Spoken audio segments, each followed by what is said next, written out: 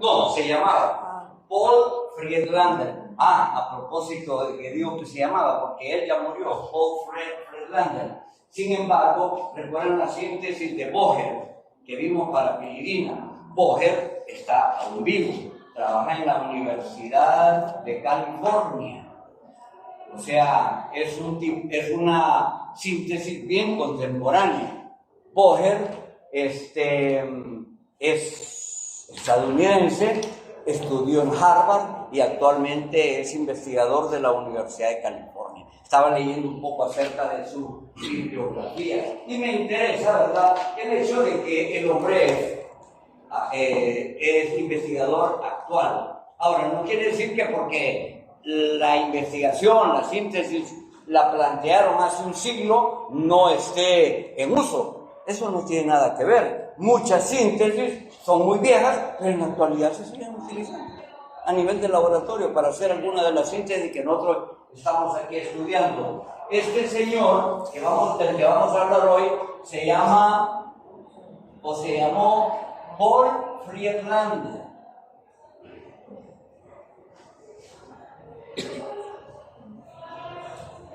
Así, él es de origen alemán. ¿Qué propone Friedlander? Bueno, al igual que Strauss, que vimos o estudiamos ayer, Friedlander propone la síntesis de una estructura de quinolina. Y oigan bien qué interesante es esta síntesis. Tiene dos versiones para empezar. Una versión se lleva a cabo en medio básico y otra se lleva a cabo en medio ácido. Pero lo interesante es que, partiendo de los mismos dos reactivos, llevan a estructuras de quinolina diferentes. Vamos a hacer reaccionar un derivado de benzaldehído que se llama ortoaminobenzaldehído. Vamos a escribir la estructura. El benzaldehído, ustedes lo conocen, es este.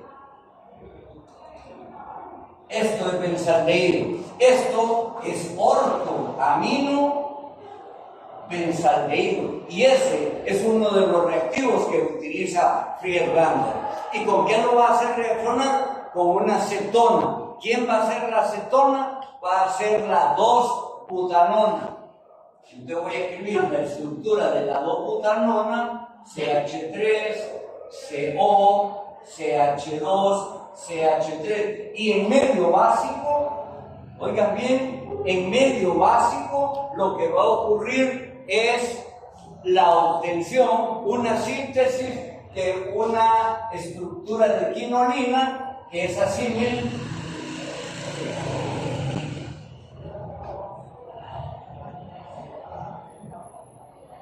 Así es la estructura que vamos a obtener cuando él haga reaccionar este reactivo con este en medio básico.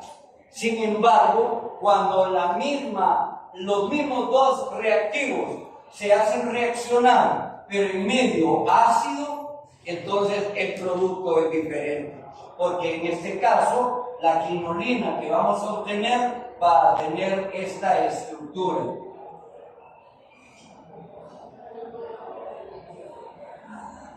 Miren, entonces voy a repetir lo que dije al inicio. Lo interesante de esta síntesis es que, partiendo de los mismos dos reactivos, este más este, en medio básico se lleva a cabo la síntesis conduciendo a aquella quinolina. Pero si la reacción la hacemos en medio ácido, ya no hidróxido de sodio, sino ácido sulfúrico. Como catalizador, la estructura del producto es diferente. Ahora, de antemano, les voy a hacer un comentario. Cuando nosotros hacemos la síntesis de aquella quinolina, que por cierto se llama 2-etilquinolina, y esta se llama 2,3-dimetilquinolina. Entonces, oigan bien qué interesante. No, tal vez para ustedes no, pero para mí sí. Esta síntesis que me conduce a aquel producto se lleva a cabo en dos etapas. En la primera vamos a explicar, Miren, me voy a adelantar ya aquí. En esta síntesis la vamos a explicar en dos partes. En la primera parte lo que vamos a hacer es una condensación aldólica. Cuando hayamos terminado la condensación aldólica, el producto intermediario va a ser un cetol. El cetol se va a deshidratar y se va a convertir en una cetona alfa-beta insaturada. Ahí termina la primera parte. Una condensación aldólica. Y para hacer una condensación aldólica, obviamente, el catalizador tiene que ser hidróxido de sodio. Ahora vamos a la segunda parte. Ya una vez que hemos obtenido nuestra cetona alfa-beta insaturada, que la hemos conseguido mediante la deshidratación de un cetol, porque estos dos compuestos al reaccionar entre sí van a formar en medio básico un cetol. El cetol lo deshidratamos y lo convertimos en una cetona alfa-beta insaturada. Ahí terminó la primera etapa. Vámonos a la segunda. Estoy hablando solo de este mecanismo. Vamos a la segunda. Claro, los que leyeron la síntesis más o menos están entendiendo lo que estoy hablando. Los que no la leyeron están en el aire, pero ni modo. En la segunda parte lo que voy a explicar es una adición nucleofílica. Miren cómo este mecanismo en medio básico se lleva a cabo en dos partes. Primera parte, una condensación aldólica. Segunda parte, una adición nucleofílica. Eso es lo que voy a explicar de entrada en esta primera media hora. En la segunda media hora voy a explicar el otro mecanismo que se lleva a cabo en medio ácido. Este mecanismo en medio ácido, asumo que todos entendemos que como es un compuesto carbonílico con una amina, en medio ácido lo que va a ocurrir es una adición nucleofílica. De lo más sencillo, de lo más común, de lo más corriente, de lo más entendible, porque lo hemos explicado ya hasta el cansancio. Yo estoy un poco cansado de estar explicando que los aldehídos y las cetonas reaccionan con agentes nucleofílicos y que en medio ácido dan adiciones nucleofílicas. Eso es lo que voy a explicar aquí. Pero en esta no la voy a hacer en una sola etapa. Este mecanismo lo voy a explicar en dos. En el primero, una condensación aldólica, y en la segunda etapa, una adición nucleofílica. Ok, yo ya lo tengo bien planteado, yo ya lo tengo bien estructurado aquí en mi mente, cómo voy a explicar los dos mecanismos. El mecanismo básico y el mecanismo ácido, que me van a conducir a dos estructuras de quinolina, pero diferentes. En este caso, la 2-etilquinolina y en este otro, la 2-3-dimetilquinolina. Ok, ya lo voy a borrar, porque yo ya sé a lo que voy. Y ojalá, bueno, para los que la leyeron, ¿verdad? Porque vamos a aclarar algunas dudas que seguramente encontraron cuando la estudiaron anoche, o en la madrugada o en la tarde, ayer, no sé. Entonces, medio básico, primer mecanismo. ¿Qué tengo que explicar? Tengo que explicar que la cetona, ¿cómo la puedo dejar así? Que se llama 2-metilbutanona en medio básico. Obvio, yo estoy acostumbrado. La mayoría de las reacciones de aldehído y cetona son adiciones nucleofílicas cuando se lleva a cabo en medio ácido.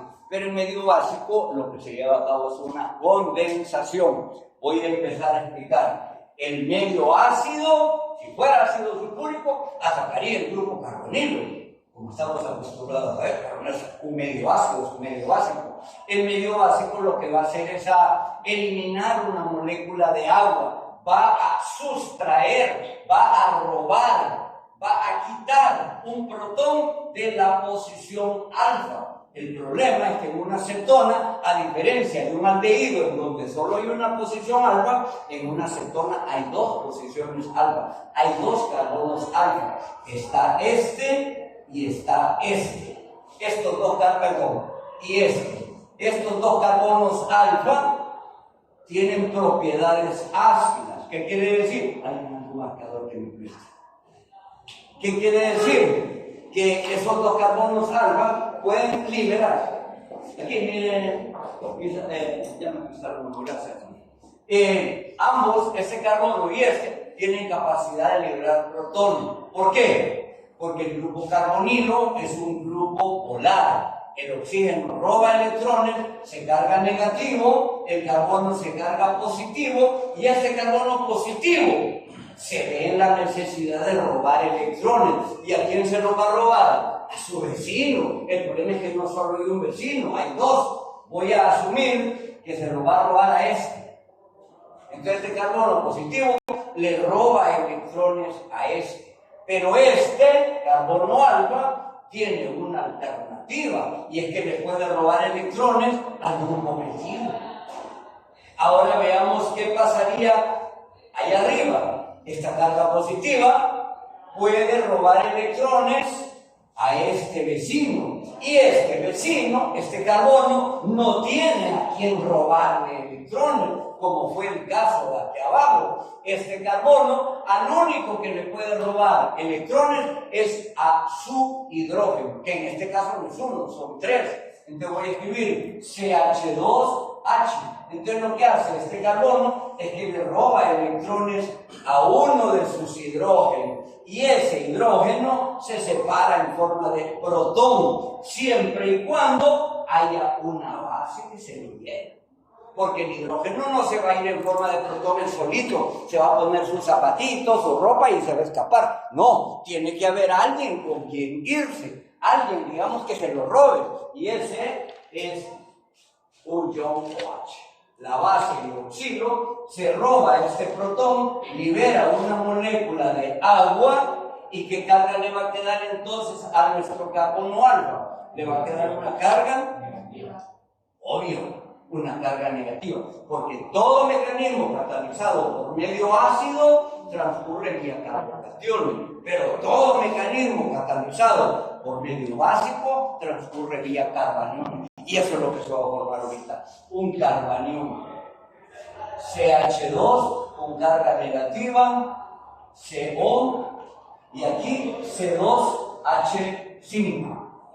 Ese es el carbanión que se forma. Y estoy completamente de acuerdo, porque yo en algún curso de química orgánica aprendí en el capítulo de carbanión, y hay un tema que se llama carbaniones en química orgánica. Cuando yo estudié el tema de carbaniones, alguien, no me acuerdo quién, algún maestro me explicó, los carbocationes, cuanto más ramificados, son más estables.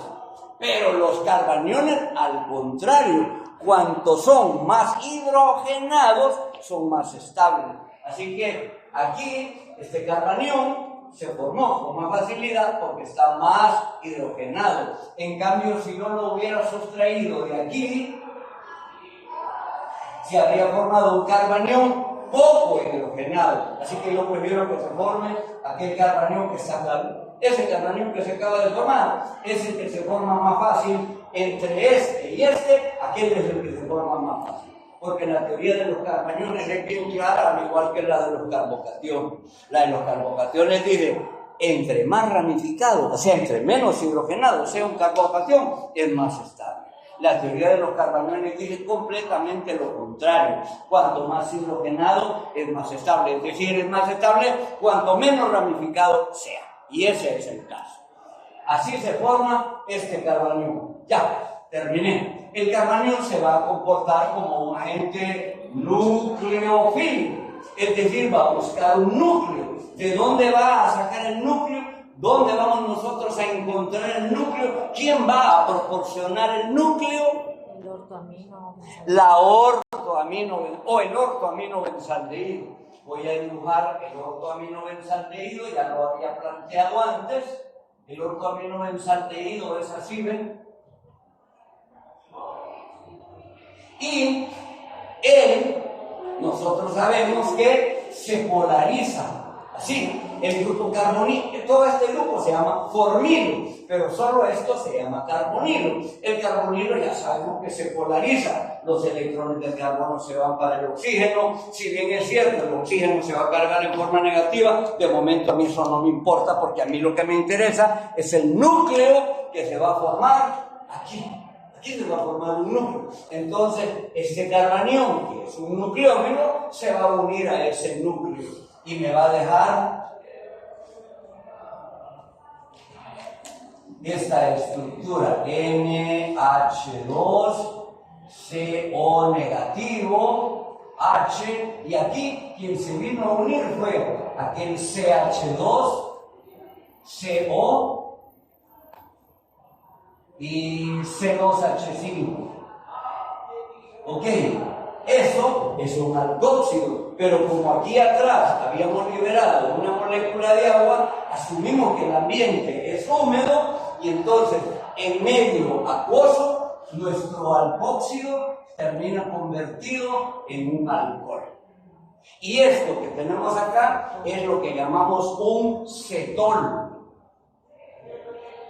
producto de esta condensación que acabo de explicar. Este mecanismo que acabo de explicar no fue una adición nucleofílica, fue una condensación aldólica. El producto es un cetol. ¿Por qué le llamamos cetol? Porque además de ser un ceto, también es un ol. Además de ser una cetona, también es un alcohol. Ahora, este aldol, mejor dicho, este cetol, lo voy a deshidratar.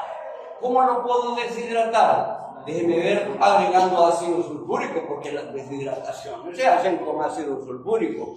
Agrego ácido sulfúrico y el ácido sulfúrico protona al hidroxilo y lo convierte en un oxonio. De esa manera lo obliga a estabilizarse mediante la pérdida de una molécula de agua. Así que aquí me va a quedar una carga positiva. Ahora ese carbocatión que acabo de obtener lo voy a estabilizar. ¿De qué manera? Liberando un hidrógeno del carbono vecino menos hidrogenado, de acuerdo a la regla de Sykes.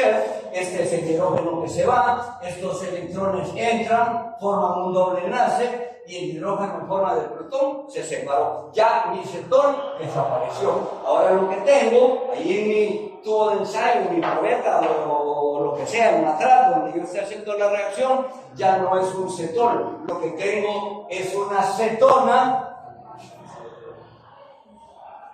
Miren, es una cetona alfa-beta. Una cetona alfa-beta insaturada. Ese es ya mi producto final. Ahí descanso, respiro profundo, le doy vuelta a la página y voy a la segunda parte.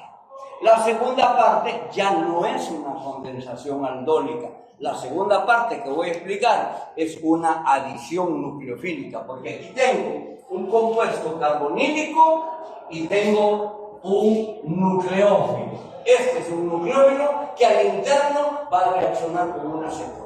O sea, ya les he dicho hasta el cansancio, no sé si han sido 50 o 100 veces, las cetonas, al igual que los aldehídos, dan adiciones nucleofílicas. Y aquí tengo un nucleófilo, ¿ven?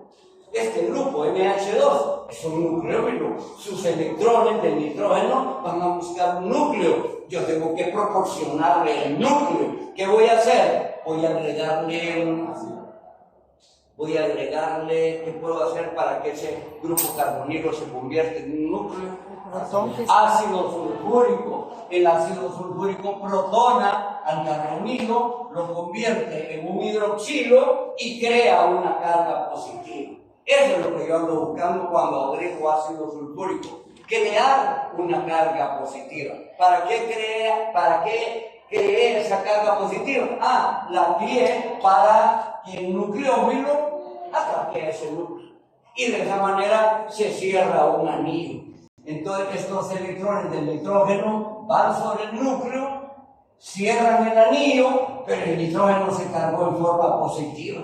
Y yo digo, qué bueno, porque ahora el ion amonio que acabo de formar me va a proveer un protón, va a liberar un protón. Uno de estos dos hidrógenos se va, se lleva la carga positiva, le devuelven los electrones al nitrógeno y ese protón aquí viene a parar un oxonio. El oxonio se estabiliza liberando una molécula de agua. Así aparece esta carga positiva. Ya lo único que me queda es obvio, formar el último doble enlace. ¿Cómo lo voy a formar? Con los electrones del nitrógeno. Entonces ya termino. Ah, no, pero el nitrógeno se me cargó positivo. Pero lo de menos es liberar un protón del nitrógeno, porque un ion amonio libera protones a granel, libera protones con facilidad. No le he dicho tantas veces, pues, que un ion amonio tiene un pKa que solo se compara con el del ácido sulfúrico, o el ácido clorhídrico, o el ácido fosfórico, o el ácido nítrico. Un ácido inorgánico libera un protón y el nitrógeno de esa manera recupera sus electrones. Y la síntesis la doy por terminada. Aquí tengo un CH2CH3, lo que les había ofrecido, ¿verdad? Una quinolina, 2-etil sustituida. Se llama 2-etilquinolina. Ese producto lo obtuve en medio básico a través de 2 etapas. La primera fue una condensación aldólica y la segunda fue una adición nucleófila. Eso es lo que estaba planteado en la plataforma. Si entraran a la plataforma, si encontraron el tratado de los compuestos heterocíclicos, si estudiaron la síntesis de Friedlander, habrán entendido lo que acabo de explicar. Porque yo lo tengo bien clarito aquí en mi mente. Yo lo explico tal cual Friedlander lo propone. No hice ningún cambio. ¿Alguna pregunta? ¿Cómo que ninguna? En primer lugar, no porque lo entendieron muy bien, sino porque no entendieron prácticamente nada. ¿Y por qué no entendieron? Yo pienso que no entienden porque ustedes no tienen ninguna aplicación, no son aplicados, no estudian. Cuando pregunté cuánto leyeron la síntesis de Friedlander, el único que levantó la mano fue, ¿cómo se llama usted? César Luis. Y Laura dice a medias, o sea, la mitad, si acaso, cuando mucho. Entonces, ahora voy a borrar este mecanismo y voy a entrar a la segunda versión. La segunda versión siempre va a partir de la 2-butanona y siempre va a partir del ortoaminobenzaldehído. Los mismos dos reactivos los vamos a hacer reaccionar, nada más que esta vez no voy a agregar hidróxido de sodio como catalizador para desencadenar la reacción. Voy a entrar directamente agregando ácido sulfúrico. Y miren, entonces voy a volver a repetir, voy a volver a utilizar ortoamino benzaldehído y lo voy a hacer reaccionar con 2-butanona. El mismo compuesto carbonílico. Ahí está, 2-butanona. Pero, a diferencia del mecanismo anterior, que se llevó a cabo un medio básico para desencadenar una condensación aldólica, ahora en medio ácido, lo que voy a hacer es promover el medio para que lo que se lleve a cabo sea una adición nucleofílica. Voy a agregar ácido sulfúrico. ¿Y qué va a hacer el ácido sulfúrico? Va a protonar el grupo carbonilo. Lo protono, lo convierto en un grupo OH y creo esa carga positiva ahí. Ahora, estoy siguiendo los pasos de una típica adición nucleofílica. ¿A qué me va a llevar la reacción entre una amina primaria y una cetona? Me va a llevar a la formación de una enamina, porque estamos acostumbrados a eso, ¿o no? Ok, pero ya vamos a ver cómo se forma la enamina. Esa carga positiva va a atraer los electrones del nucleófilo. Este es el nucleófilo. Y de esa manera se forma ese enlace. En consecuencia, el nitrógeno se cargó de forma positiva. Ya sé lo que viene. El nitrógeno ahora va a liberar un protón y ese protón no me lo voy a desayunar yo porque ya estoy un poquito lleno. Ese protón, creo que va a agarrar para el grupo OH, ¿verdad? Entonces vamos a borrar un protón de aquí, le vamos a devolver los electrones al nitrógeno, el protón se va a unir al OH, 2 pasos. Primero voy a liberar una molécula de agua. Después el carbocatión que quiere lo voy a estabilizar formando la enamina. Quiere decir que primero se va agua, después se va este protón y así convierto mi producto en una enamina. Pero para formar la enamina, ¿cuáles fueron los dos pasos que expliqué? Primero liberé agua y después liberé un protón. Este protón que acabo de liberar me va a servir para protonar ese otro grupo carbonilo y convertirlo en un hidroxilo, pero aquí una carga positiva. Ahora lo que voy a hacer es proceder a anillar. Ya saben cómo se anilla, ¿verdad? Me imagino que los que lo leyeron lo entendieron. Estos electrones desde la posición alfa se desplazan hacia la posición beta. Alfa va a quedar positiva, sí, beta va a quedar negativa, y al quedar negativa, yo imagino que va a cerrar el anillo, así, ¿verdad? Bueno, vamos a descansar un poquito, voy a pasar resistencia.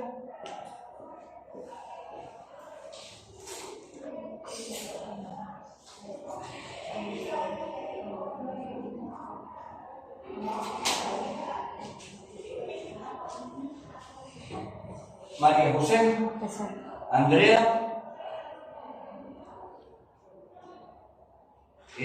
Darío, Fabiola. ¿Se habrá retirado ya Fabiola? ¿Alguien ha platicado con Fabiola? Nadie, pero la conocen, ¿verdad? Una muchacha pero largo que anda con una cosa en la cabeza siempre y sigue está por ahí. Me gustaría saber si ya se retiró, como hace casi todos los periodos. Va a haber comentario, ¿verdad? Porque Fabiola no es primera, ni segunda, ni creo que tercera. Ya deben ser varias veces que matricula la clase conmigo. Casey. Lizzy. ¿Qué pasó con Lizzy? No pudo. Ok. Ayer vino. Tal vez mañana aparece. Tania. Heidi. Kaylin. Maybe. Andrea. Isis. Isis. Qué raro, Isis está en una falta. Segunda falta que tiene. No. Primera, perdón.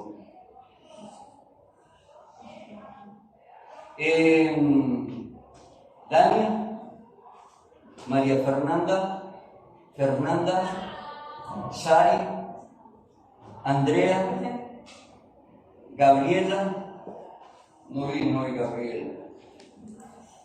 Laura y César. Ok. Estamos bien. Bien, entonces nos habíamos quedado en el cierre del anillo. Vamos a decir, estos electrones de alfa se desplazan hacia beta, beta se encarga de cerrar el anillo y la carga positiva en este momento está aquí, ahora la voy a tener que dibujar en alfa.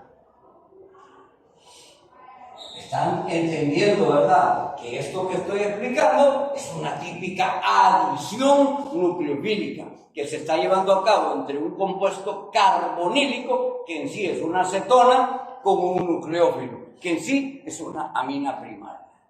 Entonces, aquí me va a quedar NH, un par de electrones, CH3, aquí una carga positiva. Aquí cerré, aquí tengo un grupo OH y aquí tengo un hidrógeno y aquí tengo un CH y tengo un grupo metilo. Ya estamos viendo, ¿verdad? La silueta del producto que yo le había ofrecido. ¿Recuerda cuál era la estructura de la quinolina que le había dicho iba a obtener? La 2,3-dimetil, aquí está el carbono doble. Y aquel el carbono 3, y ahí ya quedaron los dos grupos metilos, que yo ya sabía que iban a quedar ahí. Ahora lo que voy a hacer es ya el anillo está formado, voy a proceder a aplanar. Oiga bien, necesito para aplanar no uno, dos dobles enlaces. Uno lo requiero aquí y el otro lo necesito aquí. Entonces estos electrones forman un doble enlace con la carga positiva y la carga positiva ya no va a estar en el carbono, va a estar en el nitrógeno. Pero ese nitrógeno con carga positiva va a liberar un protón. Yo imagino que ese protón se va a ir para allá arriba y te voy a formar un doble enlace, así, ya lo formé, Ahora tengo una carga positiva en el nitrógeno. Estoy repitiendo, Ismael, perdón. Samael, disculpe tanto que lo he dicho en el nombre. Ahora el nitrógeno libera un protón, recupera sus electrones, y ese protón, le acabo de decir, que no se va a la atmósfera. Ese protón se pega al OH, lo carga positivo, y ahora ese OH positivo está listo para primero eliminar una molécula de agua, después un protón del vecino hidrogenado, por cierto, del menos hidrogenado, pero aquí poco me importa saber o no las reglas de Science, el vecino es solo uno, así que no tengo que decir entre el más y el menos hidrogenado, si solo hay un carbono vecino, entonces yo sé que se va a ir esta molécula de agua, después se va a ir este protón, y aquí voy a formar el otro doble enlace que me estaba haciendo falta, y ahí concluí. Ahí terminé ya la síntesis de Friedlander.